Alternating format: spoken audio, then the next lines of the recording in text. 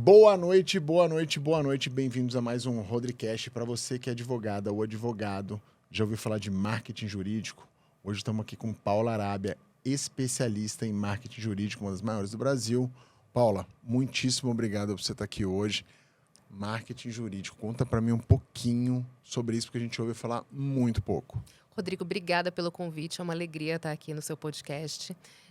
Sim, o marketing jurídico ainda é muito restrito dentro do ambiente comercial, mas eu entendo que o mercado já entende. Fica tranquilo. Mas eu entendo que o mercado...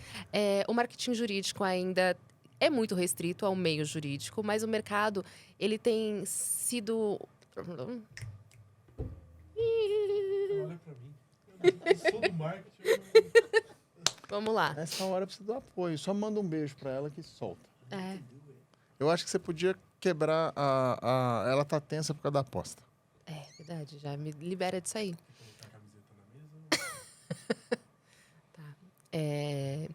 O marketing jurídico ele realmente tem sido mais restrito aos profissionais da área, mas eu acredito que a gente tem profissionalizado cada dia mais o ambiente e todo o mercado tem entendido a necessidade de um profissional especializado. Não, isso é muito legal, porque a gente vê várias profissões, principalmente profissionais liberais, a gente está vivendo a era da autoridade, né? Influência por autoridade, e a gente estava conversando aqui agora há pouco que os advogados são reis da narrativa, são reis do storytelling. Isso é uma necessidade da profissão.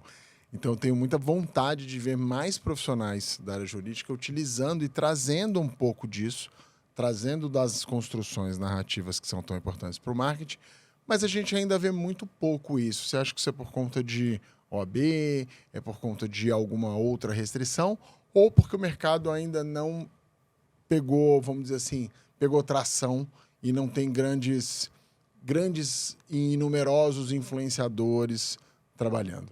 No passado, realmente existia uma restrição da OAB sobre a exposição de profissionais nas mídias sociais. Mas a OAB já se modernizou sobre esse ponto e, atualmente, é totalmente permitido que os profissionais se posicionem nas mídias sociais. Eles só precisam observar alguns critérios. Não pode ser uma presença mercadológica. O profissional ele deve ter uma sobriedade quando ele está nas mídias sociais profissionalmente. É claro que ele pode ter um perfil pessoal separado do seu perfil profissional.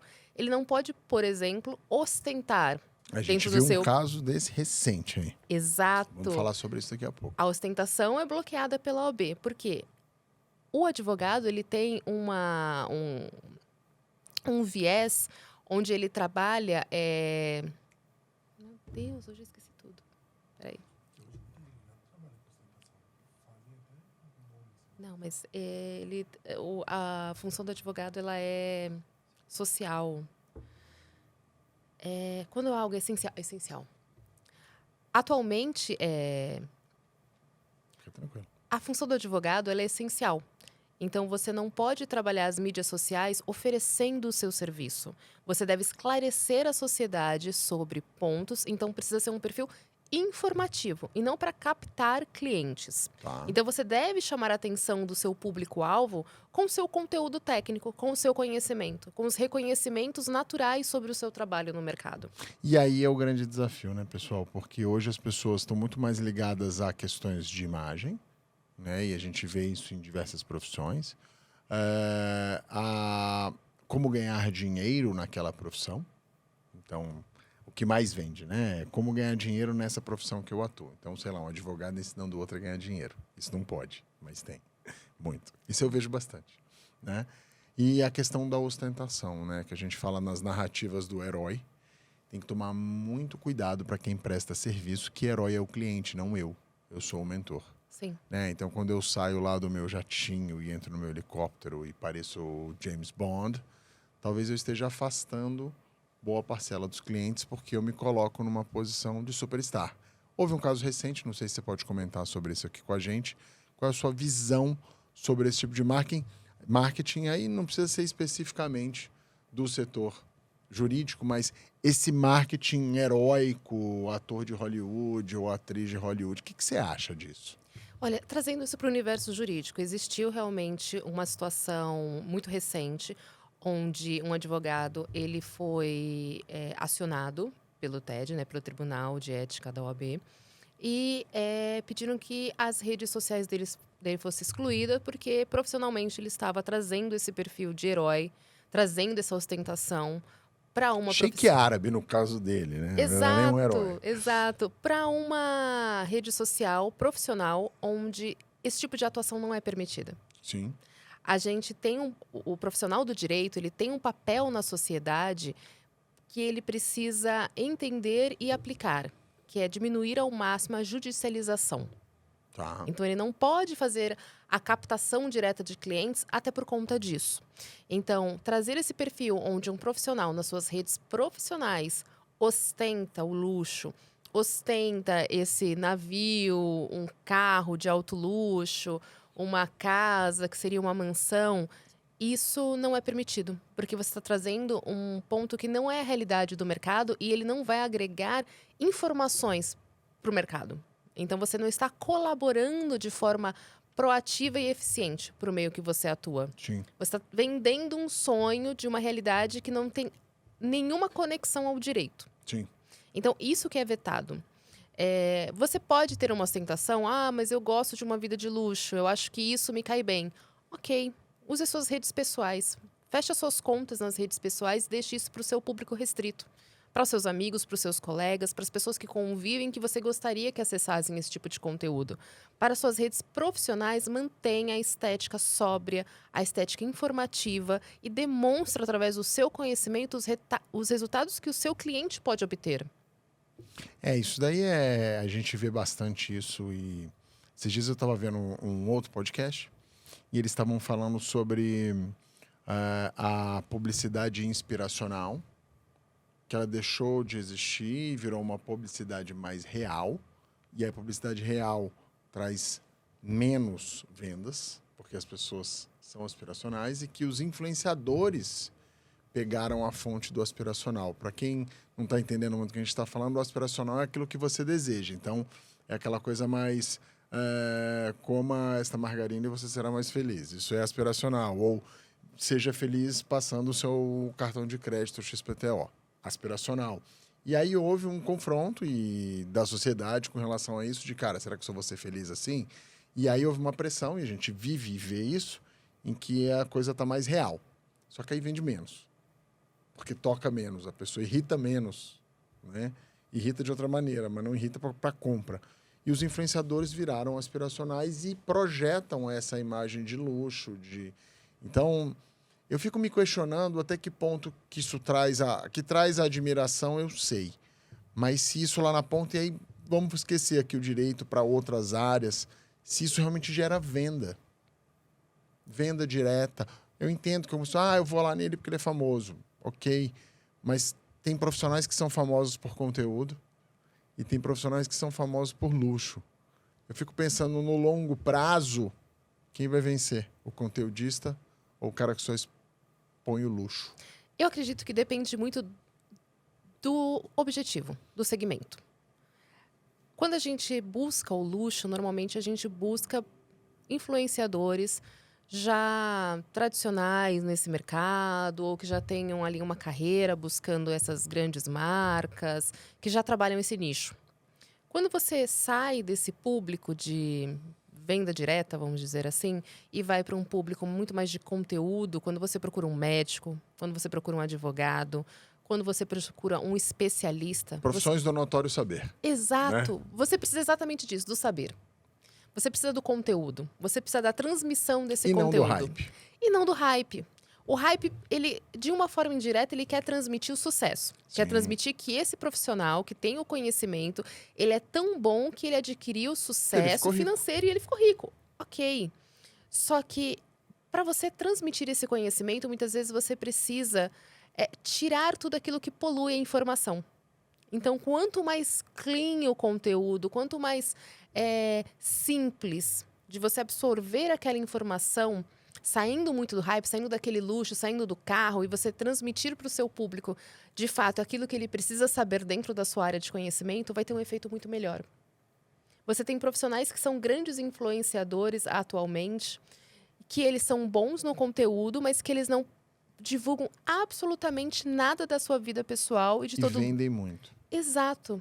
Exato. Eu tenho dito em redes menores, em encontros menores, às vezes em algumas apresentações, que se você está expondo demais sua vida pessoal e luxo e você quer ser uma autoridade por conhecimento, cuidado que você pode estar fazendo publicidade para o seu coleguinha.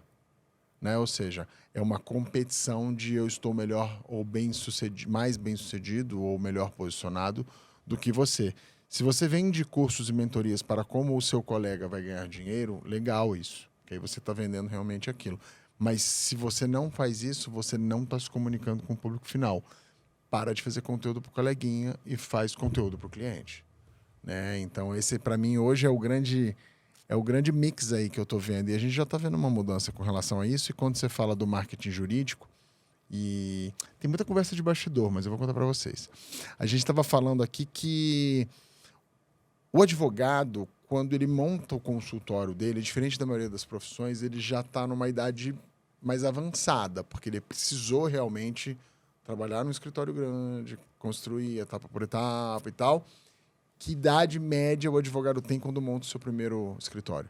Olha, eu diria que a partir dos 40 anos, Tá. os profissionais têm montado o seu primeiro escritório. Pode acontecer de ter algum mais jovem, mas ele não foi sozinho. Sim. Ele foi com colegas que tinham uma idade um pouco mais avançada e abriram esse escritório. Por que é a época ideal? A partir de 35 anos, pelo menos, você pensar em alçar voos, né, como um sócio. Porque atualmente que a gente tem os escritórios unipessoais. Até pouco tempo a OAB não permitia, então a gente precisava de uma sociedade de advogados. A gente ainda tem poucos exemplos de escritórios unipessoais, estão aumentando, é um novo oceano azul, eu diria.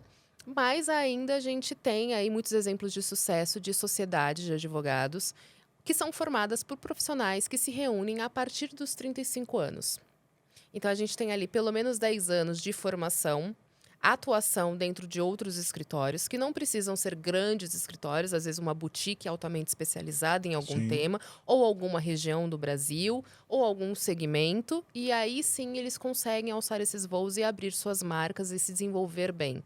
É um caminho longo, mas antes dessa idade é muito arriscado. Porque o profissional ele ainda não tem acesso à captação de clientes dentro do escritório que ele está atuando. Ele não entende como ele vai trabalhar o conteúdo, ele não entende o gerenciamento do escritório. Não que o profissional, a partir dos 35, ele tenha esse tipo de formação ou de preparo. Mas ele vai estar muito mais ciente de como funciona toda a dinâmica comercial. Sim. Então, ele vai estar um pouco mais preparado para o desafio. Principalmente a dinâmica comercial. Esse dia eu estava conversando, falando que um bom profissional comercial demora 15 anos para ser lapidado. Exato. Porque é o tempo para você derrubar o ego dele. Exato. Eu falei sobre isso essa semana. O ego é o maior desafio para você formar um bom profissional comercial. Exato. E quando você fala o ego dentro da advocacia, é um outro ponto. Por quê? A gente precisa trabalhar o ego, porque esse profissional ele precisa Se posicionar. se posicionar, ele precisa ser confiante, ele precisa ser crível, ele precisa contar bem uma história. E aí, quando ele vai vender, você precisa falar para ele, ok, agora você destrói tudo isso E vende, amigo. e vende.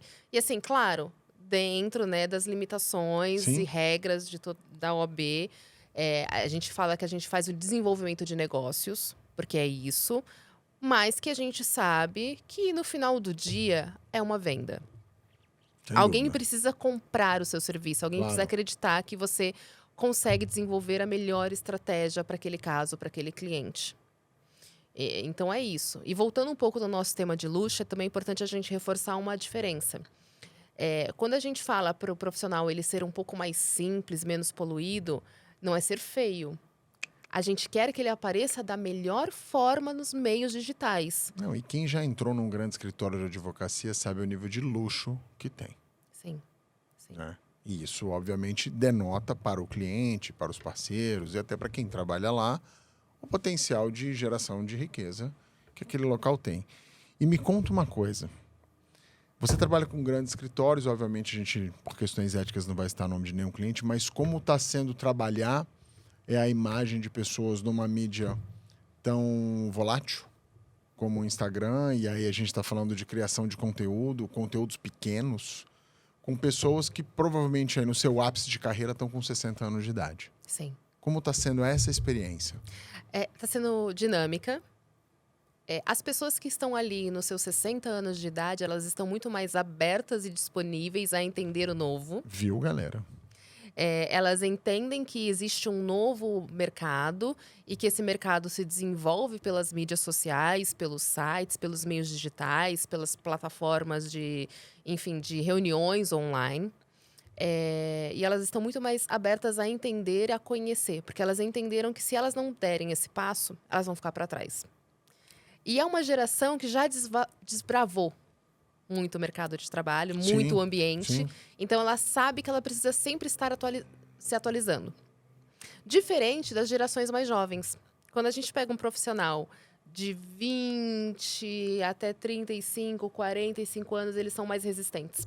Por incrível que pareça. Você tem ali, uma faixa etária de 20 a 30 anos, que eles falam, não, eu quero ser ousado, eu quero estar nas mídias, mas que ele ainda não entendeu muito bem como ele vai fazer isso, como é a dinâmica. Não tem a visão comercial. Exato. Não sabe o que vende. Não sabe como usar. Ele quer tentar, mas ele não sabe se é aquele caminho.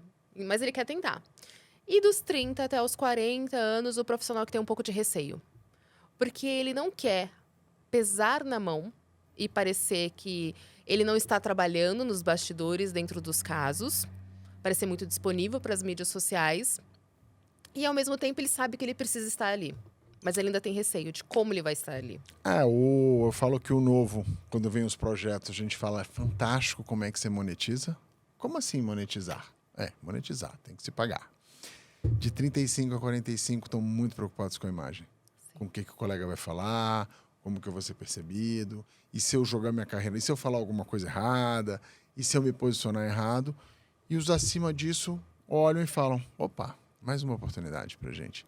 E agora a gente está vivendo uma fase muito legal do digital, que a inteligência artificial beneficia o mais velho e não o mais novo. Porque para você operar um chat GPT, você tem que ter repertório. Você tem que saber perguntar, você tem que saber conversar, você tem que dar volta, expandir, trazer novas referências. Você vai customizando aquela conversa. Quanto mais customizada ela está, quanto melhor o prompt que você escreve, melhor ela funciona. Você fala, o ChatGPT vai ser igual, porque você não sabe usar. E aí as pessoas mais velhas têm muito mais habilidade de trabalhar no ChatGPT porque tem mais repertório. Isso daí vai ser uma revolução muito importante, eu acho, para a questão do marketing. Sim, e é uma nova onda, vamos dizer assim. Porque a gente teve a primeira onda, que é da advocacia tradicional. Então, que era muito classudo, muito fechado, muito sóbrio. Para uma segunda onda, que era a advocacia disruptiva. O sem gravata, uma coisa muito mais leve, muito mais descontraída. Só que a gente sempre volta para o mesmo ponto. A advocacia é uma área de conhecimento. Então, o que a gente vende é o conhecimento dos profissionais. Quanto mais velho o profissional, de forma óbvia, ele vai ter mais repertório. Cabelo branco importa. Cabelo branco importa. Ah, mas e a juventude? Também. Se você conseguir conciliar a juventude e o cabelo branco, perfeito. Mas assim, para a gente retomar a base, não vai crescer se não tiver conhecimento, se não se interessar, se não buscar formas de se atualizar e estar presente em todos os meios que a gente tem disponível. E hoje, assim, quando você fala de estratégia para um advogado, vamos pensar aí uma situação hipotética. 40 anos de idade, juntou ali com uma pessoa, decidiu montar um escritório. Qual hoje você acha que é, para o advogado, tá, a melhor rede social para distribuir conteúdo? É o YouTube, é o LinkedIn, é o Instagram, o TikTok. TikTok é uma ótima rede de conteúdo, não é rede de dancinha, não. Eu falo isso aqui todo podcast, acredita, gente. Enquanto você acha que é rede de dancinha, seu concorrente está montando uma base gigantesca de seguidores lá. Qual que você acha hoje que é uma das melhores? Atualmente, para o meio jurídico, LinkedIn. LinkedIn. Olha o fã do LinkedIn ali, Arthur. Por quê? O LinkedIn, você consegue colocar conteúdo. Então, se você quer transferir o seu conteúdo jurídico, o seu conhecimento, o LinkedIn ele te dá possibilidades. Além de te dar acesso ao seu público-alvo. Então, você acessa ali... Bem direcionado. CFOs, CEOs, outros diretores jurídicos. Então, você consegue fazer ali toda uma cadeia de público interessante. Legal. Isso não, Essa dica é importante. isso não quer dizer que o Instagram também não é bom. O Instagram é ótimo para você posicionar a sua marca, branding. Visualmente, você precisa construir também a sua imagem no Instagram. Então, assim, não fujam do Instagram. Ai, mas as pessoas só acessam o Instagram para olhar, para se distrair, para ver coisas bonitas. Quem vai se interessar pelo direito? Vai. Às vezes, ali, olhando o feed, enquanto você está distraído, você descobre um tema interessante. Por exemplo, essa semana a gente teve o caso da Larissa Manoela. Caso jurídico. Totalmente. A gente tem algumas vertentes que são muito interessantes, até porque quando você pensa em holding familiar, envolve o caso dela, envolve advogado. Quando você pensa em partilha de bens, também envolve direito. Quando você pensa em uma artista que começou a trabalhar na infância, voltamos para o direito. Está super no alto. Todo mundo quer entender como funciona isso e como se proteger sobre isso e como trabalhar com isso, enfim. Tudo envolve o direito. Um dos conteúdos que bomba muito em Instagram é você pegar alguma notícia e analisar ela. Sim. Eu não vi nenhum advogado analisando. Alguns analisaram, na verdade muitos, é porque no Brasil a gente não tem muitos especialistas em direito de família e o que a gente pode chamar de família empresária. Sim. Existem alguns muito bons e muito focados. E é para isso até que funciona o Instagram, para a gente disseminar essa informação. Então, eu tenho alguns clientes da área, que inclusive, beleza. que são referências para o caso dela. E a gente tem trabalhado essa divulgação. E o Instagram é um ambiente muito interessante. Você quando usou isso como estratégia. Exato. Ah, maravilha. É um caso de repercussão. Me manda um pra eu ver. Mando. Porque a gente está falando do Instagram e eu acho hoje o Instagram a melhor ferramenta comercial do digital. Ou seja, o Zuckerberg sabe mesmo como faz minha campanha chegar lá na pessoa que eu preciso vender. O lookalike, quem interagiu comigo. Zuc, te amo. Eu boto dinheiro, você me devolve. Né? Eu adoro o Zuc. Mas eu tenho visto muito canal conteudista migrando para o TikTok, porque o TikTok o vídeo é maior. Então você consegue dissertar melhor. E para quem é bom contador de história, tem uma menina que eu adoro, que é a Guta, que ela fala de branding no TikTok. E, cara, os vídeos dela são de 5, 6, 7, 8 minutos ali. Não, 8 minutos não, mas são 5 minutos ali, por exemplo. E são vídeos ótimos. Sabe, que você tem uma linha de conteúdo de raciocínio maior que você não tem mais no Instagram. Então, o TikTok vem se transformando numa rede conteudista muito forte. E tem a vantagem de que a ferramenta de busca do TikTok é ótima. E a do Instagram é horrorosa. Sim. Então, você não acha por tema. Então, dentre as duas hoje, eu apostaria para quem vai começar. Vai pro TikTok e solta um vídeo lá todo dia. Vocês usam o TikTok na estratégia de vocês? Ainda não. Existem alguns escritórios que já estão utilizando o TikTok. Eu tenho conversado com alguns profissionais e recomendando o TikTok de acordo com a estratégia, né, do público que eles vão adotar, do segmento, exatamente do que eles vão vender. Sim. Mas o meio jurídico, grande parte dele ainda precisa evoluir muito nas mídias digitais tradicionais, como LinkedIn, Instagram, para ir para o TikTok. O TikTok tem ali uma questão da desenvoltura para falar e desenvoltura no conteúdo. Exato. Né? Isso eu vou te dizer, eu tô fazendo lá um monte de vídeo pro Instagram, mas eu não faço para o TikTok. Samuquinha faz meus vídeos ali. Samuquinha vê, eu faço um corte de 1 minuto numa paulada só.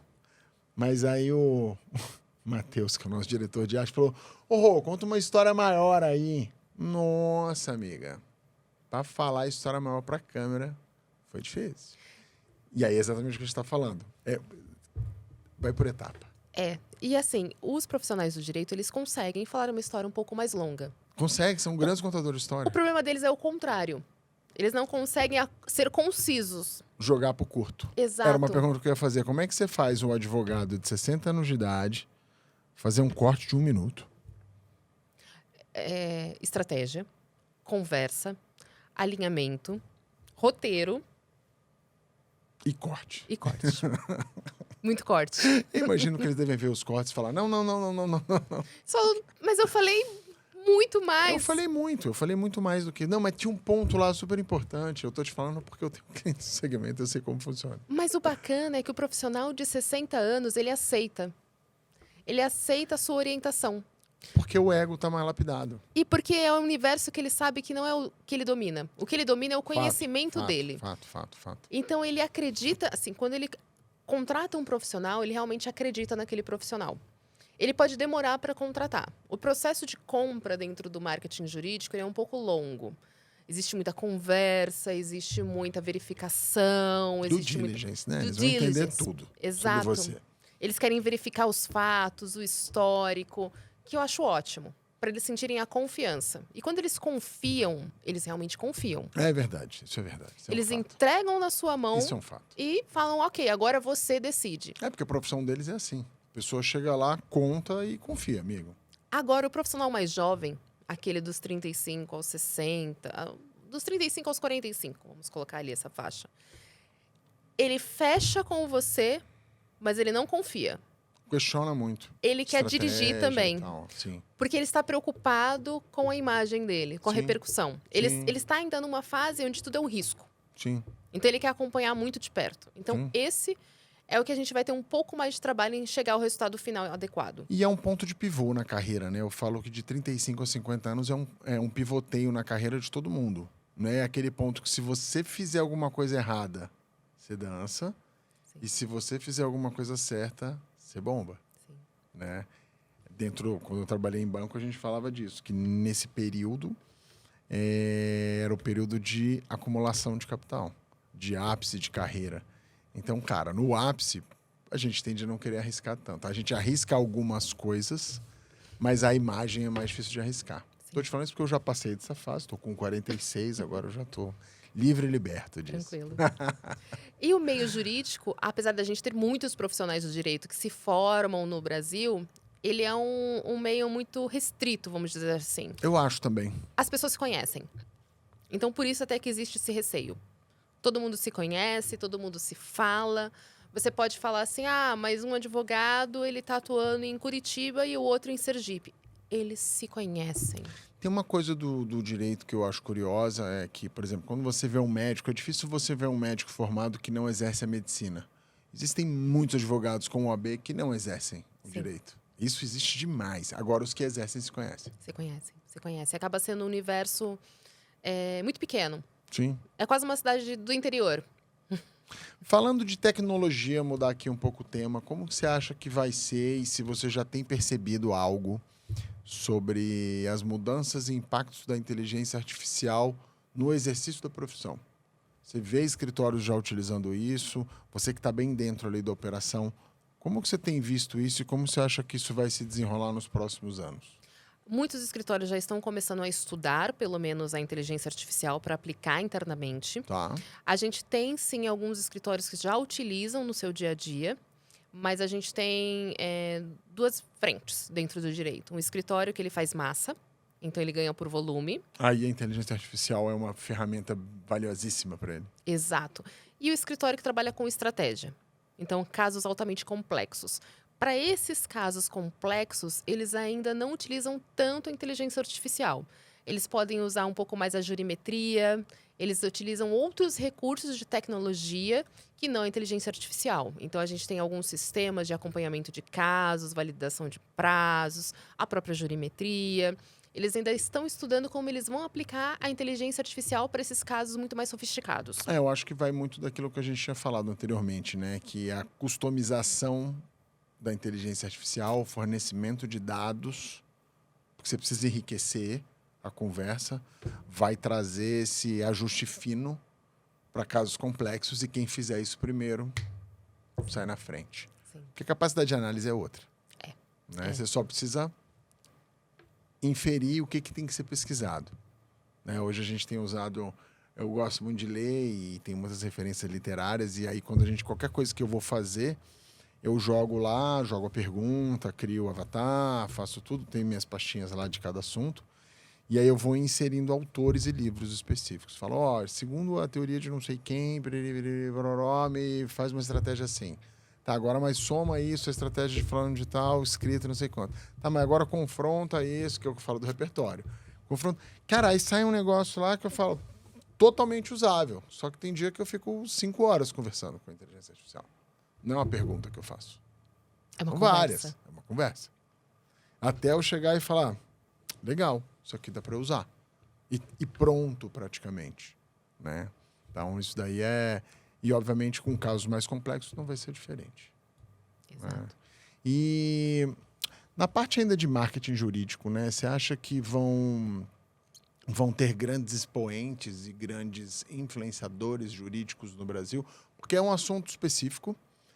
O que eu mais vejo hoje de marketing jurídico casos de família, tipo aqueles programas Casos de Família, né? As pessoas trazendo coisas principalmente de divórcio, que são assuntos mais palatáveis para o grande público, né? Você pensar que 56% dos casais se divorciam, então você falar de divórcio como meio jurídico, você vai ter um público-alvo ali enorme. Né? Como que você acha que vem por aí de grandes influenciadores? Você acha que casos muito sofisticados, boutiques, vão ter uma grande expressão ou não? Ou vai ficar sempre muito nichado? A gente já tem alguns bons influenciadores na área. Pode citar algum? Eu prefiro não. Tá, porque você é por causa dos seus clientes. Perfeito. Exato, até para ninguém ficar magoado por eu ter esquecido. Mas a gente tem sim alguns bons influenciadores na área. É claro que casos de família chamam a atenção, porque você está falando ali para o grande público e você está falando para a pessoa física, normalmente. Os escritórios, eles trabalham pessoa jurídica. Então, eles estão ali falando para as empresas. Então, normalmente não sai nos veículos de grande comunicação. Por isso o LinkedIn, galera. Por isso o LinkedIn, porque você consegue, né, trabalhar de uma forma um pouco mais focada. Mas a gente tem muitos temas interessantes. Quando a gente pensa agora em reforma tributária, que mexe no bolso de todo mundo, a gente tem ótimos influenciadores de tributário. Então, a gente tem Sim. tributaristas Sim. que são realmente referências no país. E eu diria que, além até do LinkedIn e do Instagram, imprensa. Imprensa tradicional. Imprensa tradicional. Imprensa tradicional que mudou muito. O tradicional já não é mais tradicional. Os veículos mudaram muito. Eles têm trabalhado as suas pautas com o que é mais buscado no Google. Então, aquilo que é mais buscado no Google, eles trabalham as pautas. E a gente tem sentido uma dinâmica diferente. Antigamente, quando você ia para a imprensa tradicional, você tinha uma pauta que era fechada pelo editor. Exemplo, reforma tributária. O editor dava missão para o repórter para ele conseguir um porta-voz qualificado para falar numa entrevista que podia ser fechada em 1, 2 dias. Então, tinha ligação, ali as dúvidas eram esclarecidas, a pauta era fechada, ia para o editor que fazia os ajustes e saía no impresso. Como funciona hoje? Está subindo a hashtag no Google. Exemplo, caso Larissa Manoela. Você precisa ali de um especialista tributário, de holding, um especialista de família, de penal. Eles não têm mais tempo para produzir. Eles não têm mais tempo para ligar para as pessoas. Então, eles já precisam saber quem são os influenciadores respeitados dessas áreas, entrar em contato e eles não querem mais ligar. É uma mensagem para o WhatsApp. Me tira essas dúvidas. Quanto tempo eu tenho para responder? Posso responder até amanhã? Não. 1 hora.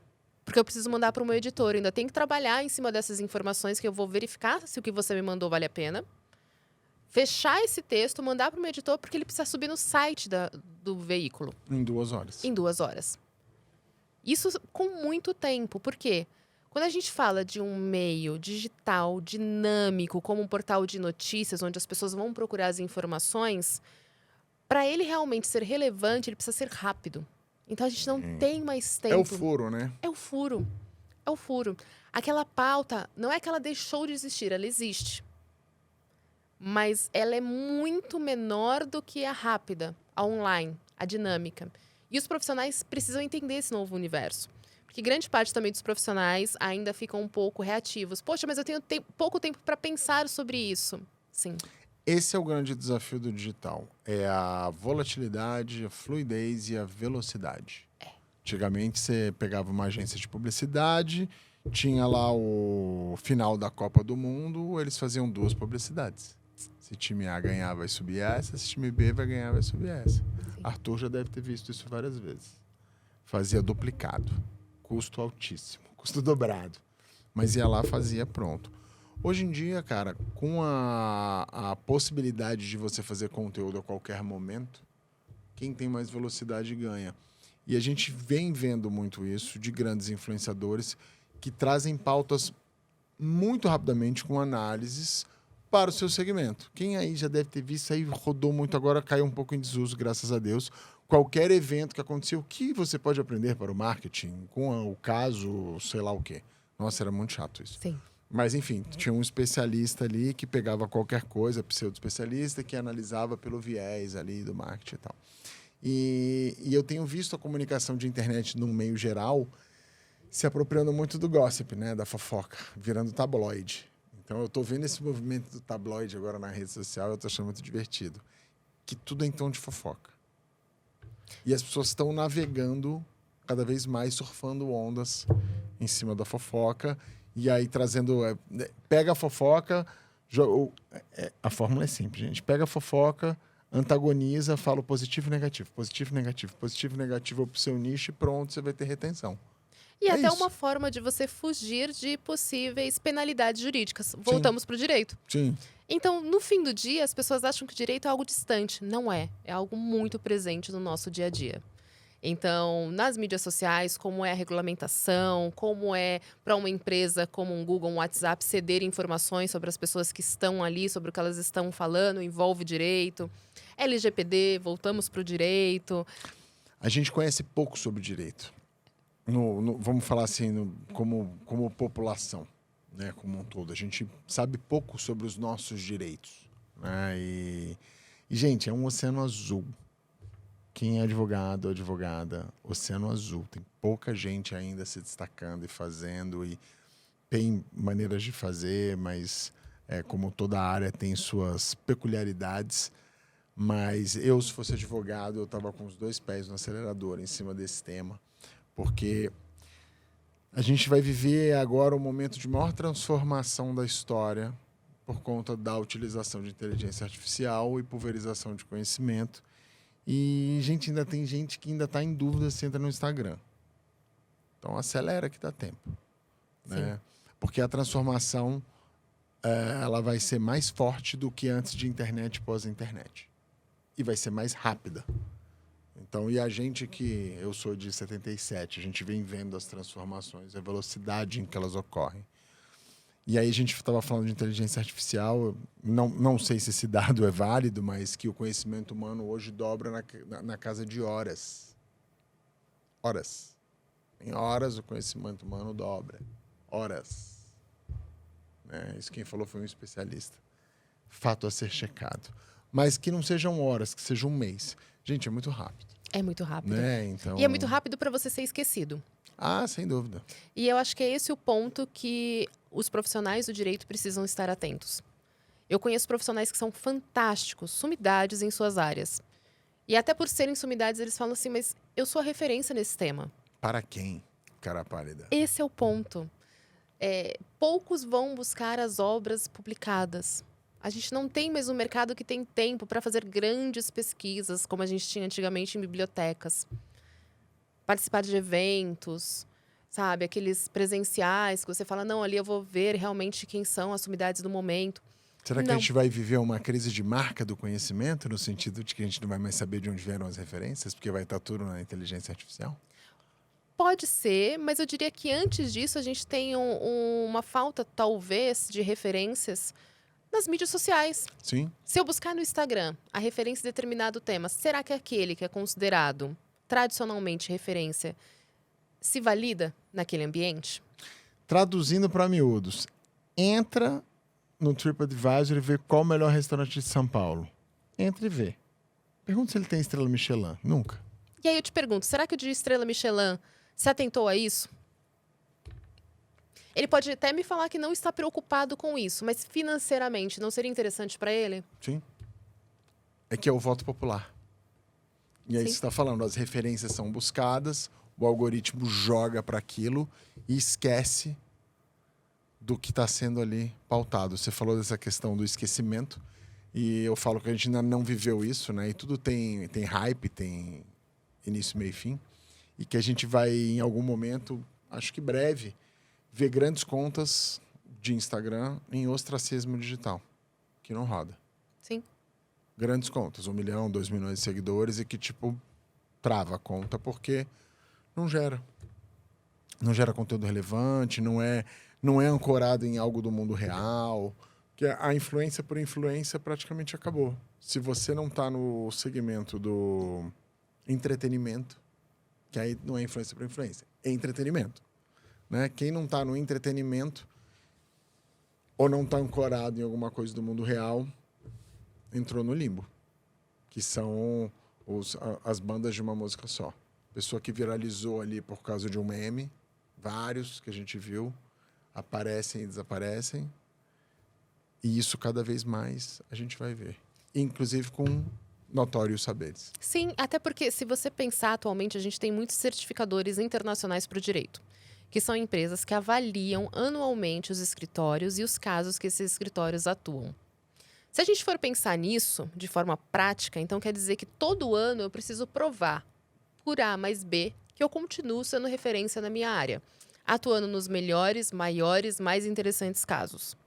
Que eu atendo uma base muito interessante de clientes que me fornece um retorno financeiro interessante, para eu continuar com a minha certificação, que é muito utilizada para fazer um combate ali pela área de compliance, de que você está fazendo uma contratação validada. Né? Que você não está contratando um profissional desqualificado, mas sim o mais qualificado naquela área pelo valor acordado. Se a gente pensar dessa forma, as redes sociais, em determinado momento, também servem para essa validação. Uma validação certificadora, como o selinho de verificação. Sim, tanto que esses certificadores internacionais, esses rankings internacionais jurídicos, já estão utilizando a validação das redes sociais. Ah, é? Sim. Isso é curioso. Porque eles querem saber, ok, você me mandou esses casos que você tem atuado nos últimos 12 meses para essas empresas. Eu falei com os profissionais dessas empresas. E você não existe nas mídias sociais? Como eles te acharam? Ah, mas eu tenho um site, eu tenho amigos. A gente está em 2023. Só isso não basta. Estar no LinkedIn, estar no Instagram é como existir naquela realidade. Eu falo que é endereço. É endereço. Ninguém quer saber onde está seu escritório. Quer saber cadê sua mídia social. Sim. Porque é ali que eu vou entender como funciona a dinâmica, quem são as pessoas que compõem essa marca, como é o dia a dia, o que de fato você faz. É ali que eu tenho informações transparentes sobre você. Talvez elas até sejam maquiadas, e ok que sejam, para ficarem mais plásticas, Claro, mais bonitas, não maquiadas pelo lado ruim, mas que fiquem mais interessantes visualmente. Mas eu preciso que exista uma recorrência. O Google, há pouco tempo, ele invalidou muitas contas de e-mail por falta de uso. Eu acredito que daqui a algum tempo a gente vai ter contas de mídias sociais invalidadas, como você falou. Já existe. Exato. Eles derrubam. Exato. Então, assim, será que esses escritórios que já estão renomados, que já existem, que estão acontecendo agora, que estão se criando, porque todo dia a gente tem um escritório novo surgindo, Sim. eles estão perdendo de existir no universo? Estão perdendo clientes? Estão perdendo potenciais conversas? Estão perdendo trabalhar seu branding, trabalhar a reputação e trabalhar a perenidade no mercado? Porque a gente não está fazendo todo esse investimento em marca para o hoje. A gente está fazendo para o amanhã. Para amanhã. Investimento em marca é para amanhã. Marketing de performance é para hoje. Exato. Gente, não tem mais opção. Ou vai, ou racha. O que rolou? Eu vi que deu um pouco. Ela mudou, na verdade, Fica aquela piscadinha do olhinho.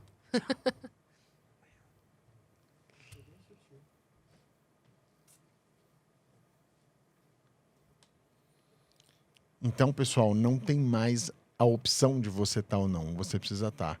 Em alguma instância, eu digo que hoje ninguém quer mais seu cartão de visitas, ninguém quer saber seu telefone. A primeira coisa que as pessoas perguntam é: me dá seu Instagram? Qual o seu Instagram?